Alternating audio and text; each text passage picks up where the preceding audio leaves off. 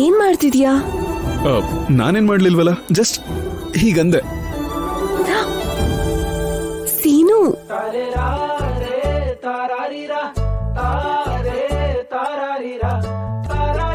ಏನ್ ಸೀನು, ಯಾರಾದ್ರೂ ನೋಡಿದ್ರೆ ಚೆನ್ನಾಗಿರಲ್ಲ.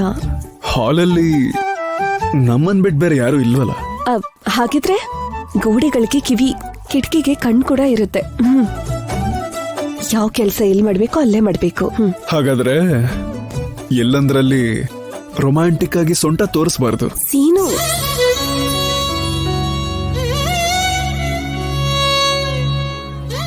ಸರಿ, ಕೂತ್ಕೋ ಕೂತ್ಕೋ.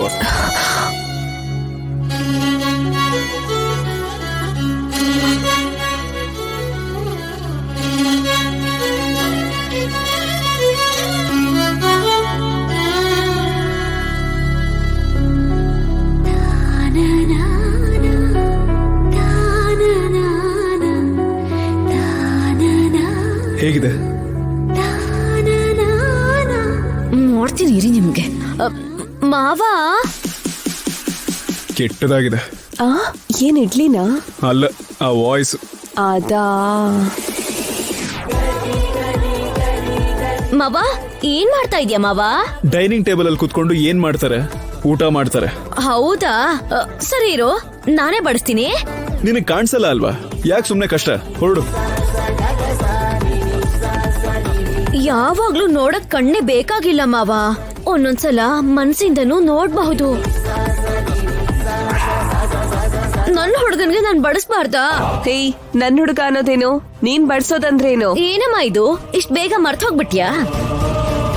ಪಂದ್ಯದಲ್ಲಿ ಚಿಕ್ಕಪ್ಪ ಗೆದ್ರೆ ನನಗೂ ಸಿನಿಮಾವನ್ಗೂ ಮದ್ವೆ ಮಾಡಿಸ್ತಾರೆ.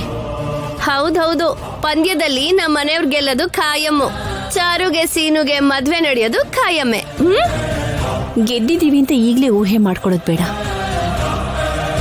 ಪಂದ್ಯದಲ್ಲಿ ನಮ್ಮವರೇ ಗೆಲ್ಲೋದು.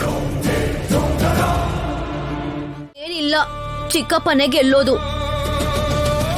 ನಮ್ಮಿಬ್ಬರಿಗೂ ಮದ್ವೆ ಆಗುತ್ತೆ.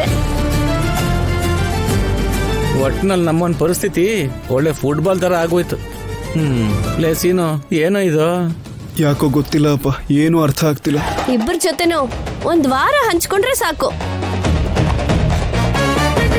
ಅದೆಲ್ಲ ಹೇಗಾಗತ್ತೆ? 3 ದಿನ ನಿನ್ ಜೊತೆ, 3 ದಿನ ನಮ್ ಚಾರು ಜೊತೆ, 1 ದಿನ ಅವ್ರ ಅಪ್ಪ ಅಮ್ಮನ ಜೊತೆ. ಆ ಸಿನಿಮಾಲಿ 2 ಮನೆ ಇದೆ, ಇಲ್ಲಿ 2 ರೂಮ್ ಇದೆ, ಅಷ್ಟೇ ವ್ಯತ್ಯಾಸ.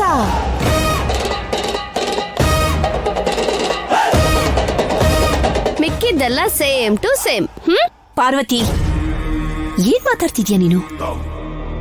ಇದನ್ನ ಸಿನಿಮಾ ಅನ್ಕೊಂಡಿದ್ಯೋ ಇಲ್ಲ ಸಂಸಾರ ಅಂತ ಅನ್ಕೊಂಡಿದ್ಯೋ? ಸಿನಿಮಾನೇ ಬೇರೆ, ಜೀವನನೇ ಬೇರೆ.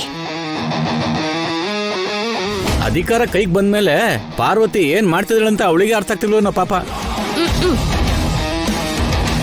ಮೊನ್ನೆ ಕೂಡ ನಾನು ಒಂದು ಗರ್ಭಿಣಿ ಹೆಂಗ್ಸ್ನ ಸೈಕಲ್ ಇಂದ ತುಳಿದು ಬಿಟ್ರೆ ಆವಾಗ ಒಂದು ತೀರ್ಪು ಕೊಟ್ಲು. ಅದು ಚೇಚೆ ಅದು ಬೇಡ. ಈಗ ಅದೇ ನಾನು ಹೇಳ್ಬೇಕಾಗಿರೋದು. ಇದೇನು ನಿರ್ಣಯ ಪಾರ್ವತಿ? ಏನಾದ್ರೂ ಮಾತಾಡೋದಕ್ಕೆ ಮುಂಚೆ ಯೋಚನೆ ಮಾಡಿ ಮಾತಾಡು. ನಾಲ್ಗೆಗೆ ನರ ಇಲ್ಲ ಅಂತ ಬಾಯಿಗೆ ಬಂದಿದ್ದೆಲ್ಲ ಮಾತಾಡಬಾರ್ದು. ತಪ್ಪೇನ್ ಹೇಳಿದ್ರು ಚಿಕ್ಕಪ್ಪ? ನಾಳೆ ಹೇಗಿದ್ರು ಗೆಲ್ಲೋದ್ ನೀವೇ. ಸಿನಿಮಾವನ್ನ ನನ್ ಮದ್ವೆ ಹಾಗೆ ಹಾಕ್ತೀನಿ. ಪಾಪ ಆದ್ಯ ಫೀಲ್ ಆಗ್ತಾ ಇದ್ದಾಳೆ, ಅದಕ್ಕೆ ಏನೋ ಪ್ಲಾನ್ ಮಾಡ್ಕೊಂಡಿದ್ದಾರೆ. ಇರ್ಲಿ ಬಿಡಿ. ಚಾರು, ಇನ್ಯಾವತ್ತೂ ಈ ರೀತಿ ಆಲೋಚನೆಗಳನ್ನ ಮಾಡಬೇಡ. ಏನ್ ದೊಡ್ಡಮ್ಮ ಹಾಗಂತೀರಾ? ನನ್ ಜೀವನದಲ್ಲಿ ಮತ್ತೆ ಸಂತೋಷ ಸಿಗಲ್ವಾ? ನಾನ್ ಮತ್ತೆ ನೆಮ್ಮದಿಯಾಗಿರ್ಲೇಬಾರ್ದಾ? ಕಣ್ಣಿಲ್ದೇ ಇರೋ ನನ್ಗೆ ದಾರಿ ತೋರ್ಸೋರು ಯಾರು ಬೇಡ್ವಾ? ಇದೆಲ್ಲ ನಡೆಯೋ ಸಂಗತಿಗಳಲ್ಲ. ಯಾಕೆ? ನಾನು ಕೂಡ ನಿಮ್ ಮಗಳಿದ್ದ ಹಾಗೆ ತಾನೆ. ನನ್ ಬಗ್ಗೆನೂ ಸ್ವಲ್ಪ ಯೋಚಿಸಿ. ಅದು ಅಲ್ದೆ ದೊಡ್ಡಪ್ಪ ಪಂದ್ಯಕ್ಕೆ ಒಪ್ಕೊಂಡಿದಾರಲ್ವಾ?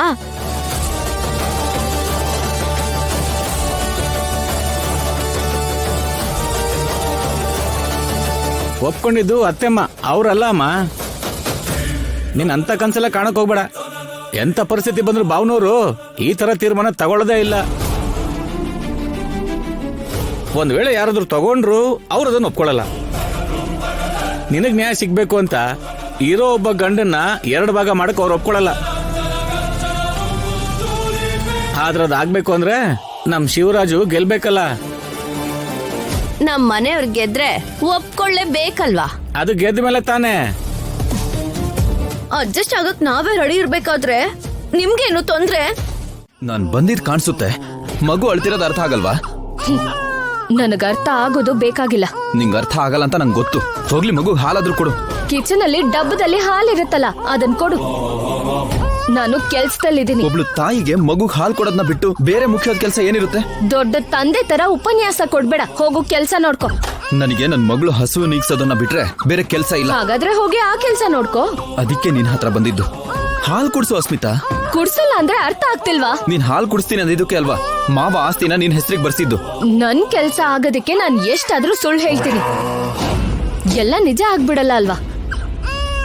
ನಮ್ಮಪ್ಪ ನನ್ನ ಆಸ್ತಿ ನನಗ್ ಕೊಟ್ರು, ಆ ವಿಷಯನೇ ಬೇರೆ.